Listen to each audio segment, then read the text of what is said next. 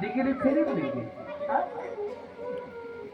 पति कितनी मेहनत करके पढ़ के तब पंडित बना, कैसे कैसे मंत्र याद किया सच्चिदानंद भैया। हाँ? और फ्री में डिग्री मिल जाए, कहा हो पंडित आई कैसे बात हो। अरे अमित दानी भरता भई दे, अमित दानी पावे दे, अधम सोनारी अधम सोनारियो शिव न देही, अमित दानी पावे दे, अमित दानी पावे दे। पति अमित दानी होता है। एलोके चपित भीर्दाम स्त्री यस्य महाबला अद्भिर दत्ता स्वधर्मेणा प्रेत्य भावे पितस्य सा। जिस बिटिया का हाथ पिता हाथ में कुश अक्षत और जल लेकर के जिसके हाथ में दे देता है वही उसका पति होता है। और खाली ही जन्म का नहीं, प्रेत्य भावे पितस्य सा, अगले 7 जन्म तक वही उसे पति रूप में मिलता है। वाल्मीकि जी की जानकी जी कह रही है राम जी से, प्रेत्य भावे पितच्छा, मैंने 7 जन्म तक का बंधन है। अच्छा, एक जगह यही बतिया मन से कह दिया मैंने। जब कथवा खत्म हुई तो एक देवी जी आई, बाबा नमस्ते। हमने कहा क्या बात है, कहा बाबा ये 7 जन्मों वाले दोनों परिवर्तन के गुंजाइश है, कोई से बता दे। हमने कहा परिवर्तन काहे को चाहती है, कहा ये बाबा यही जन्मों में तो घुसता ही है, अगले में नहीं। यहाँ की नहीं, मेरे यहाँ की थी। यहाँ तो लोग बढ़िया देवियाँ है, प्रेम से कथा सुनती है। लेकिन निवेदन करूं, भगवान श्री कृष्ण कह रहे हैं जो स्त्री पति का अपमान करती है उसे नरक में जाना पड़ता है।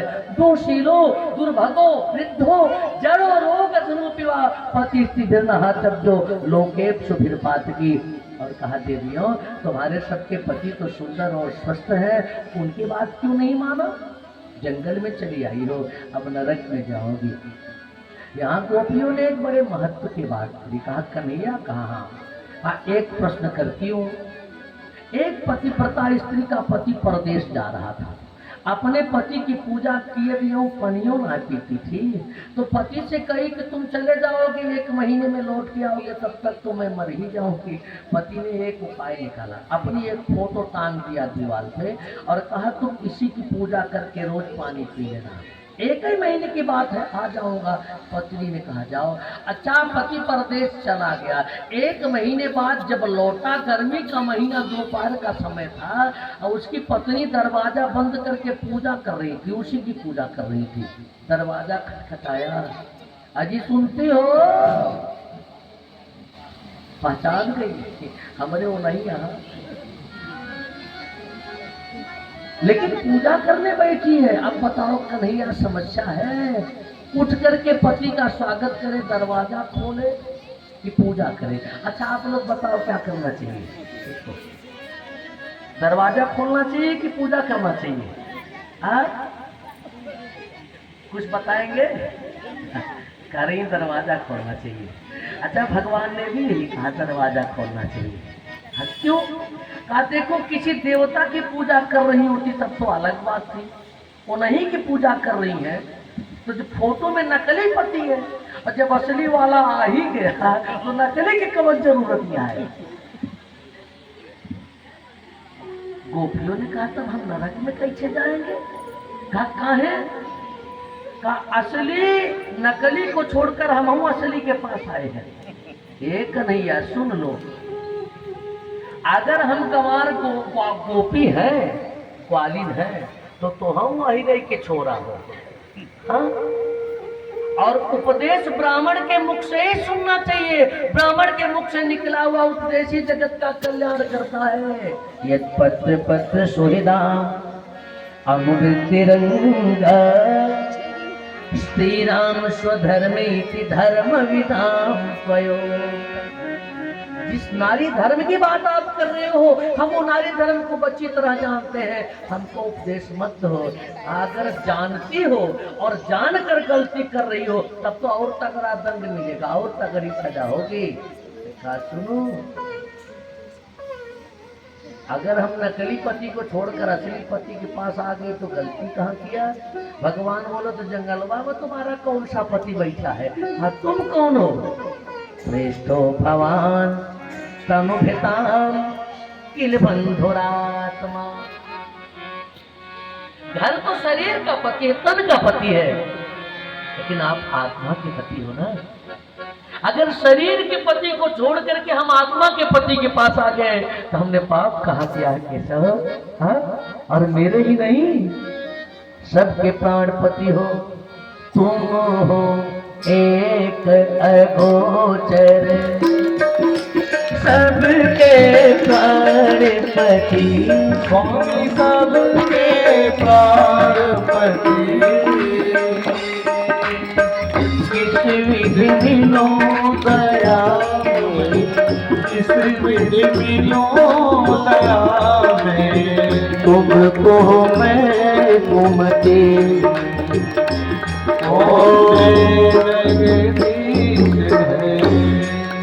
सरकार। पर जानते हो आप आत्मा के पति हो। भगवान ने कहा तो जल्दी बताओ फिर क्या करूं? प्रेम किम करवाणी वह, क्या करूं बताओ? और कुछ बाद में बताऊंगी, पहले जो आग लगाया है आपने उसे बुझा दो। सिंचांगनस तो दधरामृत पूर के न, आप उस अमृत से सिंचित करो। अधरामृत, इस अधर का अमृत नहीं, अनिषेधात्मक उपसर्ग और धारा माने पृथ्वी। आप उस अमृत से सिंचित करो जो इस धरा पर नहीं है। भगवान ने कहा तो हमने कौन सी आग लगाई? कहा केशव हासावलोक कलगीत जही छयाग्नि।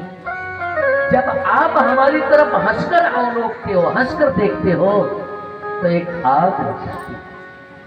उसी आग को बुझा दो, जल्दी से ठुमका मार के दिखा दो। भगवान ने कहा तो चलो नाचता। गोपियां गोला बना के खड़ी हुई। अब ये सरकार इतनी तेजी के साथ नाचना शुरू किए कि हर गोपी को लग रहा कि कन्हैया मेरे ही सामने खड़े हैं। अभिमान हो गया, अहंकार हो गया, हमारे इशारे पे नाच रहे हैं, देखो कैसा। और जब भगवान ही नाच रहे हैं तो क्या स्थिति होगी। तुलसी बाबा ने कलयुग के नौजवानों का एक चित्र खींचा। नारी भी बस नर सकल गोसाई, नाचई नट मरकट की नाई। जैसे नट के इशारे पे उसका बंदर नाचता है, ऐसे कलयुग में पत्नी के इशारे पुरुष नाचेंगे। भगवान ही नाच रही है। गोपियों को अभिमान हो गया, हमारे इशारे पे नाच रहे। तो जहां अभिमान होता है भगवान वहां नहीं रहते, तुरंत अदृश्य हो गए। अब जब अदृश्य हुए तो फिर ये पागल सी हो गई। एक गोपी को मान हुआ था, उसी को साथ लेकर के भगवान अंतर्हित हो गए।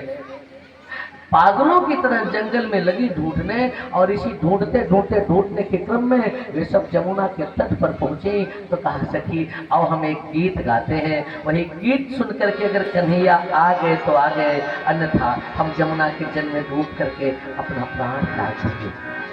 उस गीत को गोपी गीत कहते हैं। जय हो। गाया नहीं है, रोया, लेकिन शास्त्र में गीत कहा गया। श्रीमद् भागवत संहिता भगवान कृष्ण का वांग में स्वरूप है, ये किताब नहीं है, स्वयं भगवान कृष्ण ही है। ये भगवान का शरीर है, पोथी नहीं है। तो शरीर में जैसे हृदय होता है ना, जो स्थान हृदय का है शरीर में, वही स्थान दशम स्कंद का है। तो हृदय में प्राण है ना, और ये स्थान गोपी गीत का है। गोपी गीत भागवत का प्राण। जो नित्य प्रति गोपी गीत का पाठ करता है भगवान उससे मिलते हैं। गोपियां गोपी गीत गा रही हैं। जयति तेरी जय हो।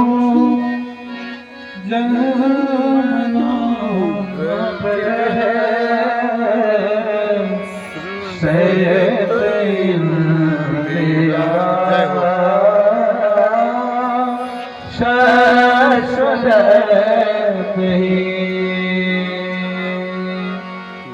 दरित दीसता साभिक्षुता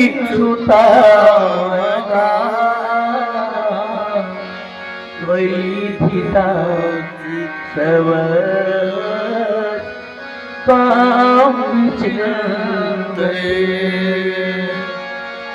सरदुदास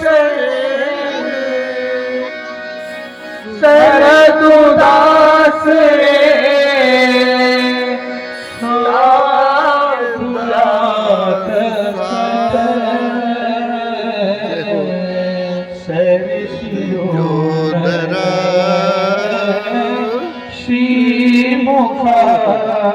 दिशा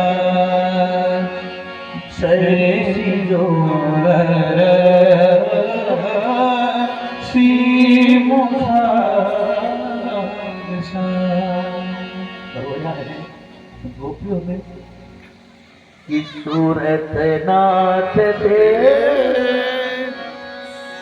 सुरदास का वर देवे नो